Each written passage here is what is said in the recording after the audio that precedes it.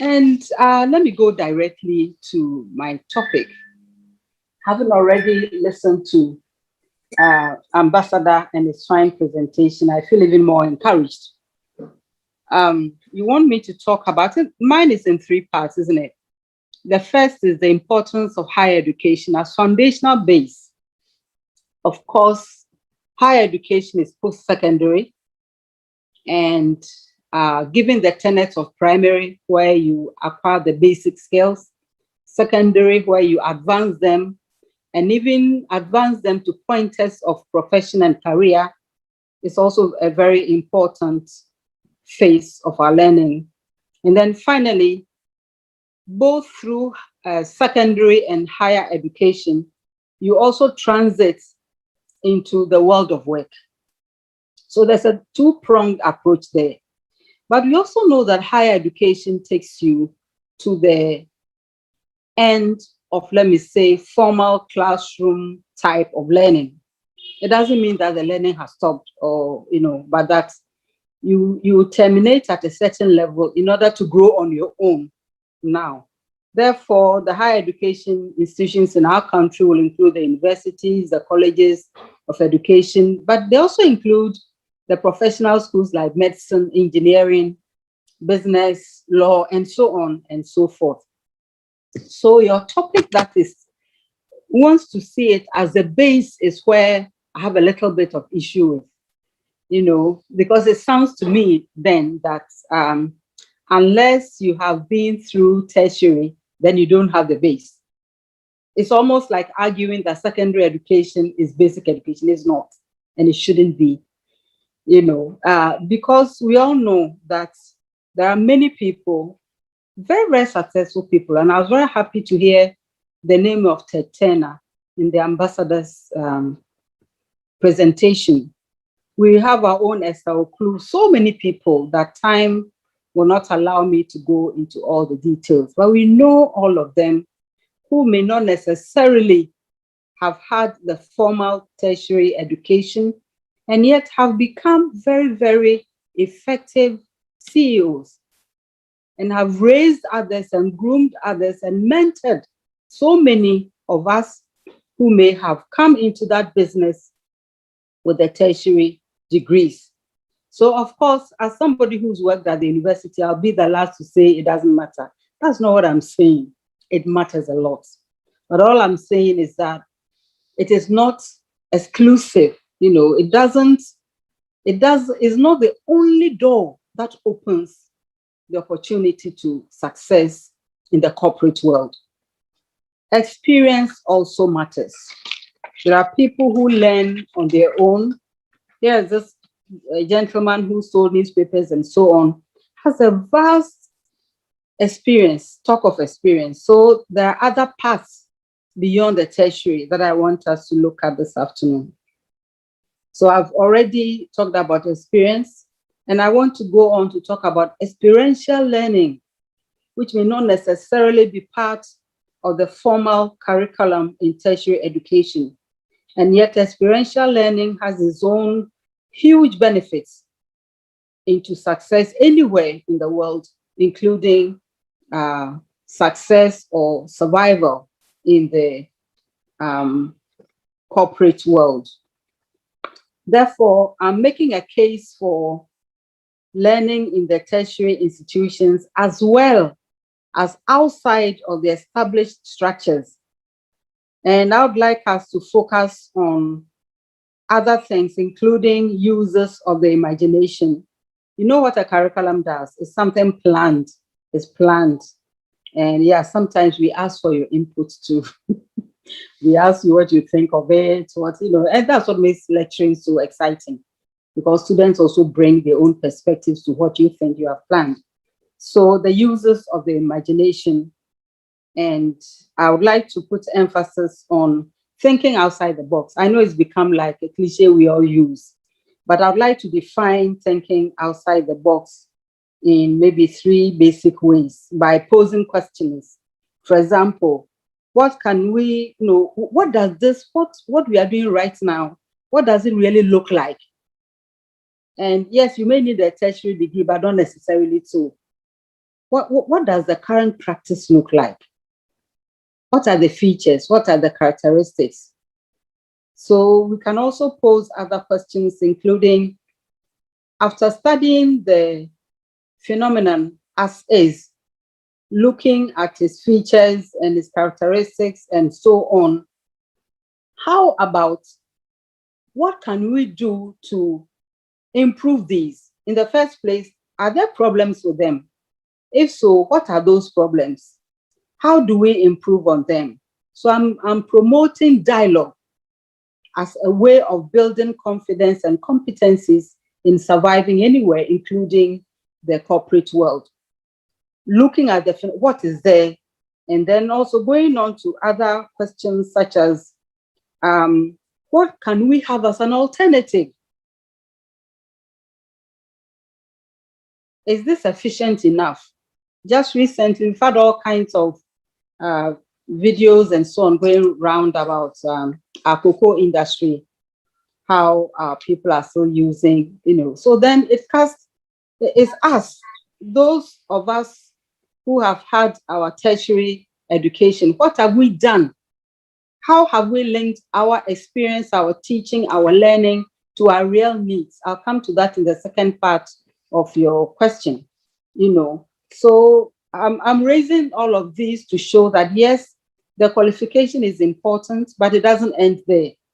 It is about the users of the qualifications. It's about the users of the qualifications to create new things. And it is the rough definition that I'm giving to thinking outside the box, or critical thinking for that matter.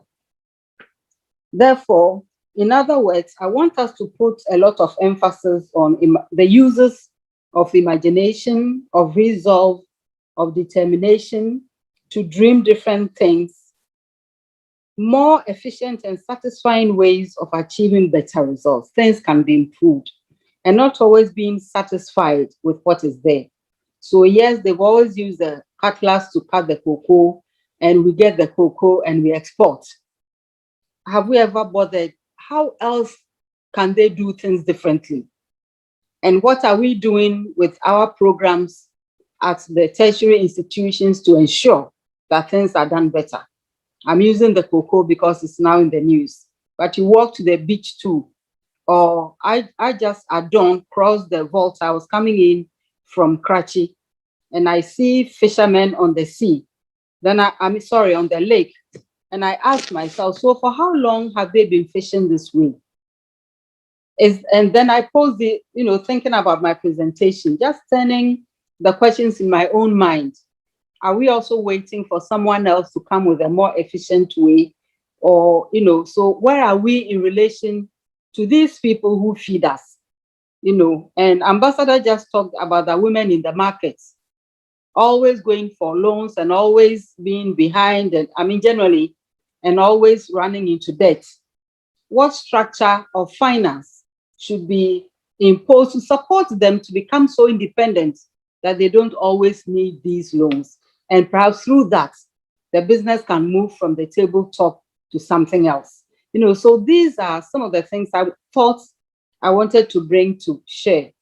And then also, more importantly, not to be afraid to be mocked by those who fear change, or by those who are too comfortable with the received knowledge.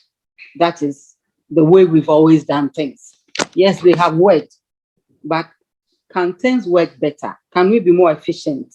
Can we spend more? Can we spend less time?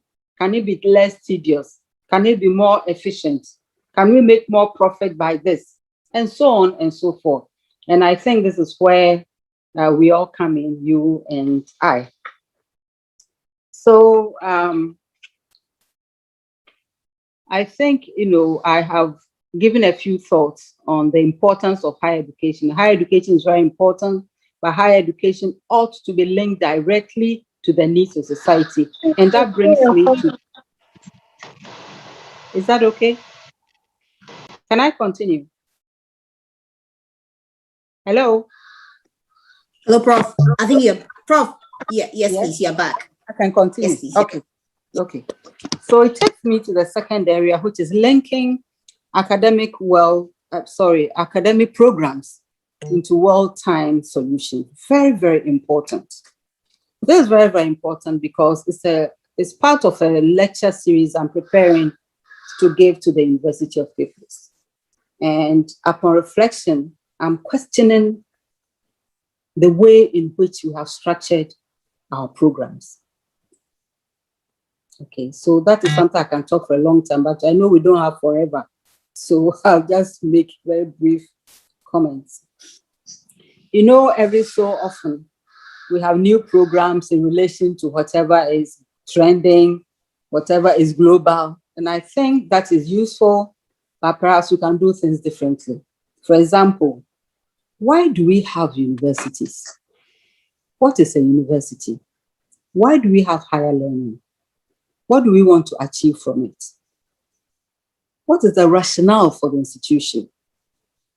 And I believe very strongly, and it became even more apparent when I headed the Ministry of Education. And I had the time and the space to study more curricula than I had done in the past. At the university, I was able to do a bit of that, but mostly for the colleges of education that were all under us. But now coming out to look at the primary, to look at the private, the public, to look at all these programs being run, the so-called international schools. You know, you have all kinds of schools in this country, especially in Accra, from based on different syllabi from different countries, so many things. It just led me to pose these questions. And so I became very interested in the national plan. I went back to see what has been the longest national plan we've had and how did that national plan link up with our development. In other words, how do you position education as, let me say, the strongest arm of the economy? Because this is where you train the people who run the economy. So the economy is not by itself, and the education is also somewhere there. You need to link them, and you can do that through a national plan. That is a long-term plan to which everyone subscribes, because we have all decided as a country that this is where we want to go, almost like the Constitution. Okay, in 40 years' time, we want to see our country look like this. That's where the dream comes in. You see, which I talked about at the beginning. That's where the dream comes in. Whatever we've done, yes, it served us. Ghana has had a good education system. We've had all these nice professionals, but could we have done better? And if so, where are the areas that need support? And it is not by accident that the AU has the Africa We Want 2063.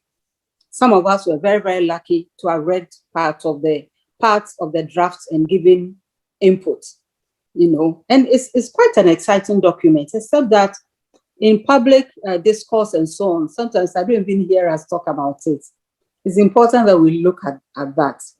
We are all quite vocal on the SDGs, but that's only 15 years. And if you look at the MDGs itself, also 15 years, and you read the evaluations that came out of the MDGs, which informed how the SDGs were crafted. At the time I was at UNESCO, and we took the SDG 4.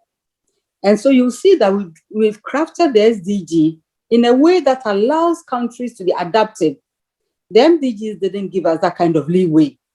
Okay, so it leads me on to the point I'm making. And you are speaking from China. I'd like to believe that China has a national development plan.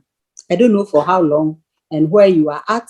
I mean, not you as a Chinese, but where the people, you know, where they are at, what the evaluations look like, what the critiques look like, where the fine-tuning ought to occur.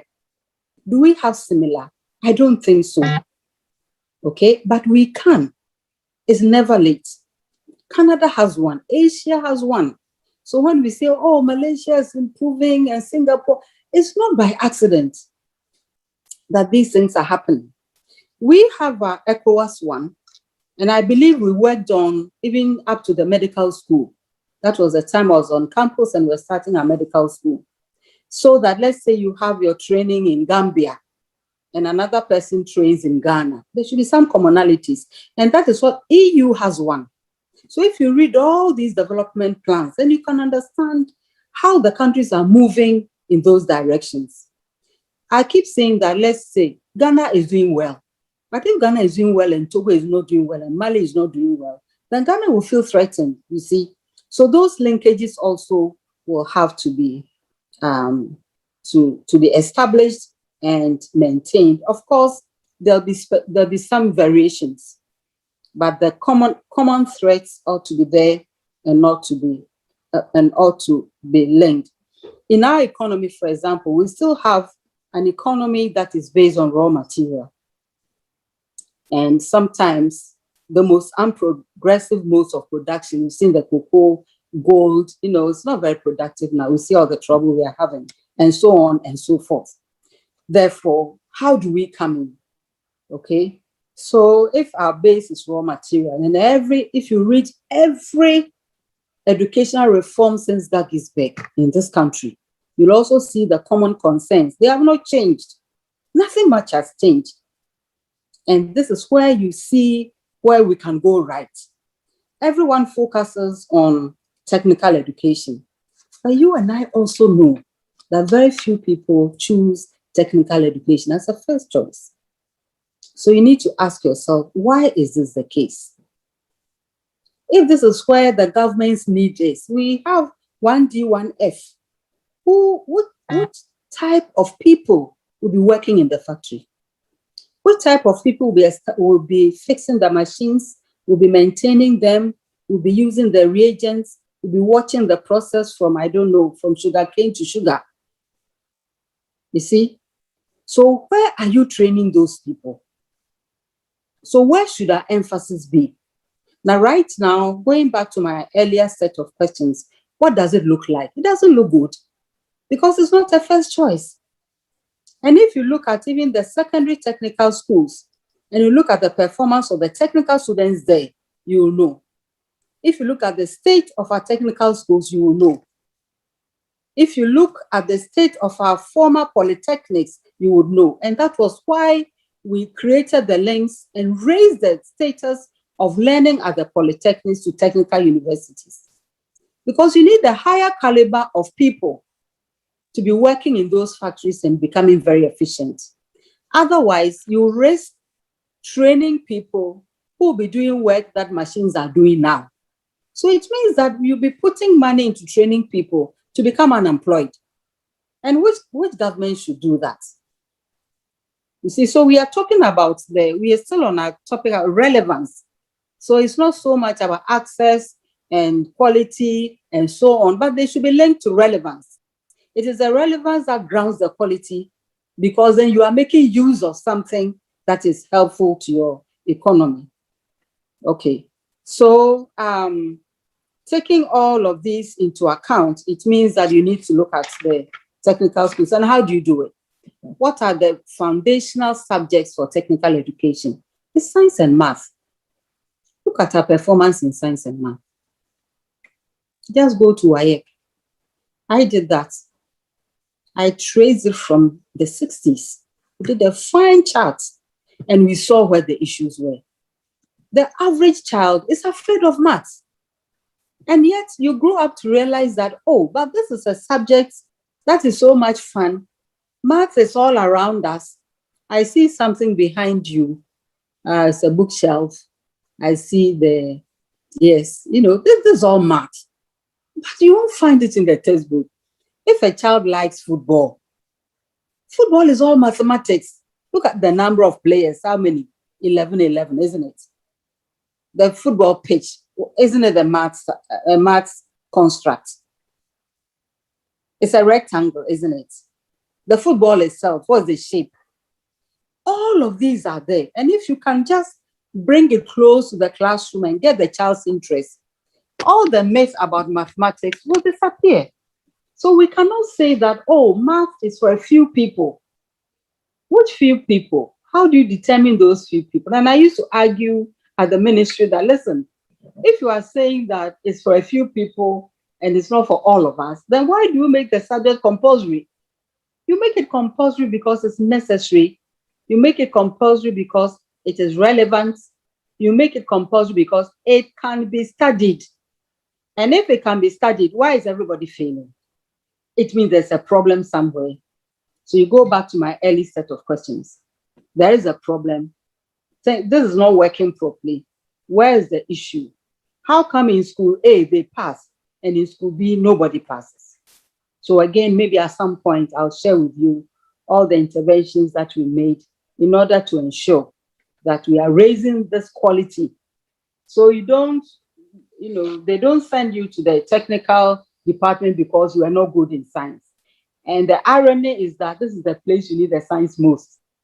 So in the end, you can tell that we are not going to get the results we are looking for because the building blocks themselves need questioning. We need to rethink the whole issue. We need to be a bit more imaginative about what we are doing. And more importantly, is to rebrand it so that it's no longer a place you go to because you couldn't go elsewhere. Sometimes just watch our language. Oh, those who couldn't go to secondary school can learn practical jobs. Says who? Who says when you are learning something practical, your brains too are not at work? You see?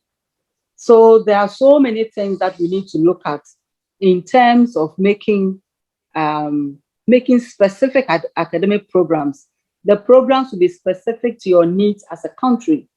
They'll be specific to your needs as the dream you have for your country, to which everybody has agreed.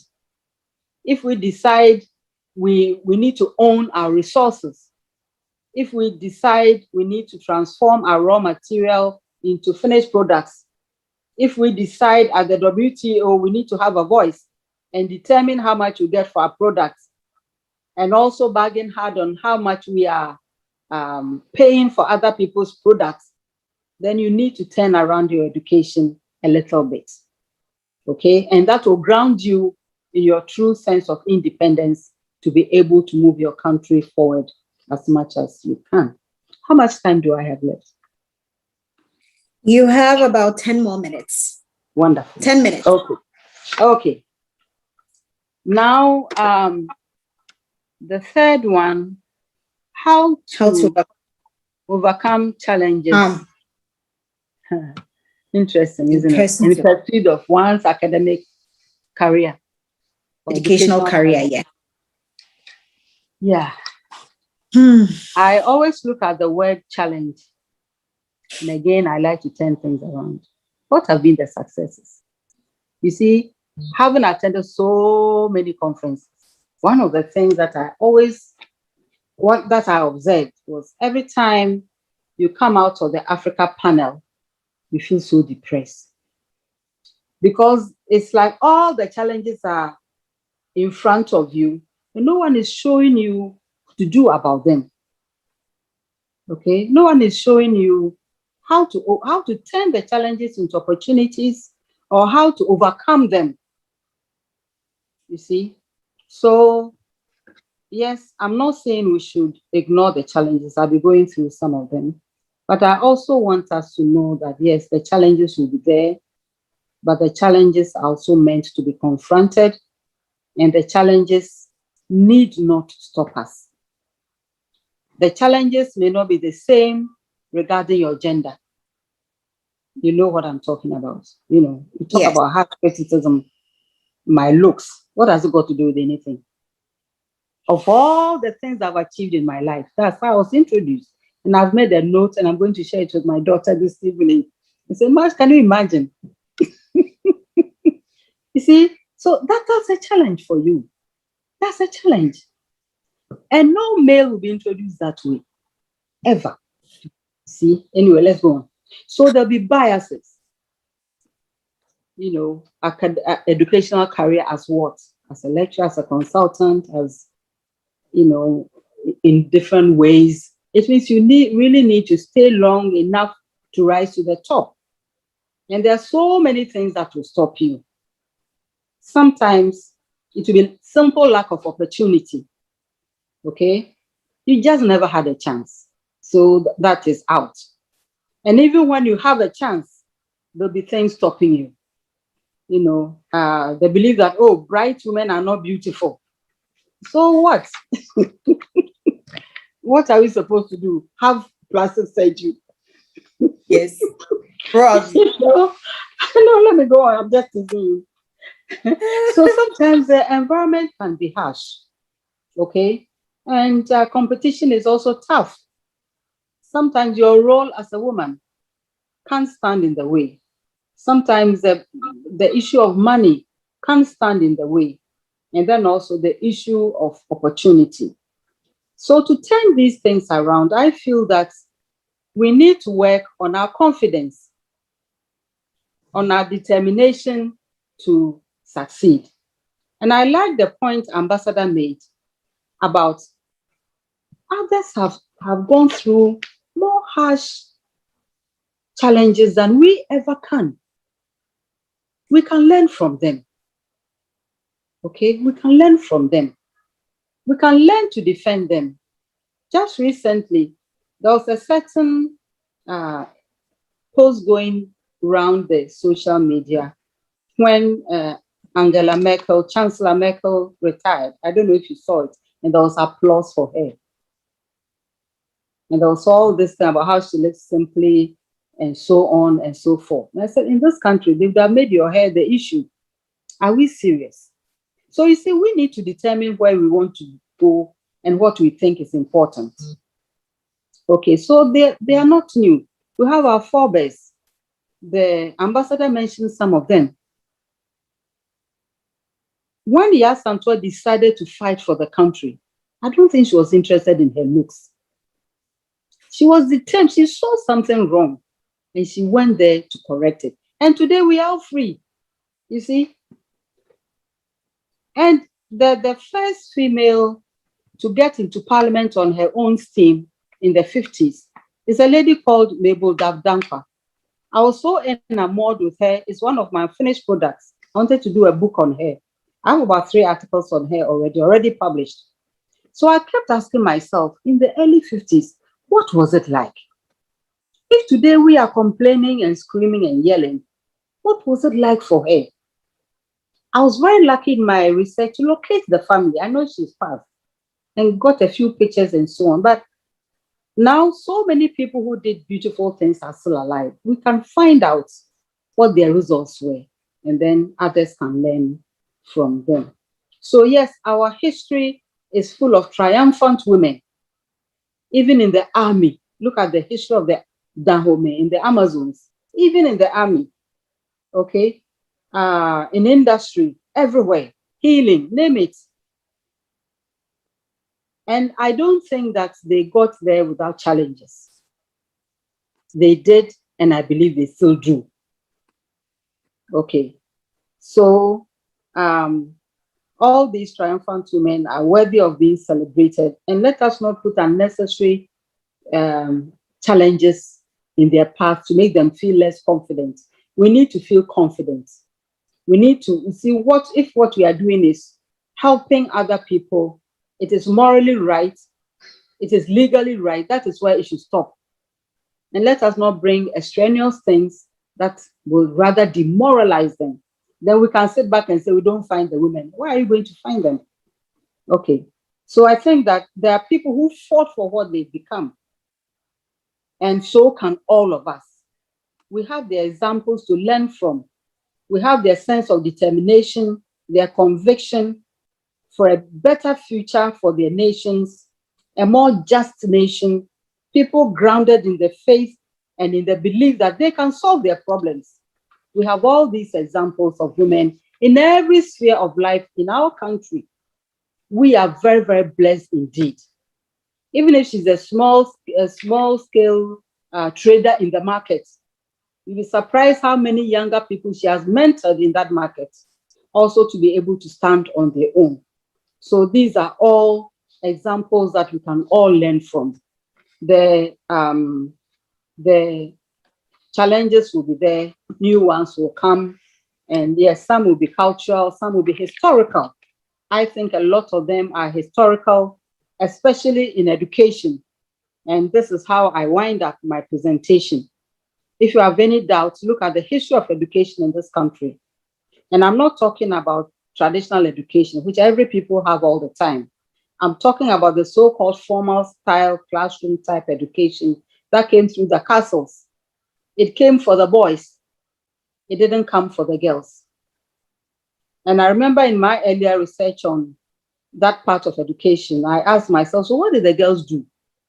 Then I found they were doing knitting and learning to be ladies. I'm not saying it's bad to learn to knit or it's bad to be a lady, however defined. But I asked myself, is that all they could? Who determined that that was all they needed to do, or that was the path in which they needed to be? So they needed to look nice and so on. And then later on, it's like they are supposed to be groomed as good wives for the boys who had been to school and now had the positions. And if you extend it, look at the history. I don't know if you ever went to university, those of you who went to universities in Ghana, look at the history.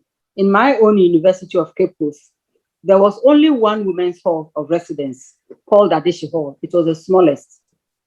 At KNUST, there was only one hall of residence for women called Africa Hall, and it was the smallest. Just check it. At the University of Ghana, there was only one hall of residence for women. It was called Walter Hall, and it was the smallest. So you see, there are ways in which we were not even expected to be there. So if people are able to cross that bridge and get there, what they deserve is respect, what they deserve is encouragement, what they deserve is more, is to turn them into people who can bring others on board and not to judge them by things that are totally unhelpful. Thank you very much.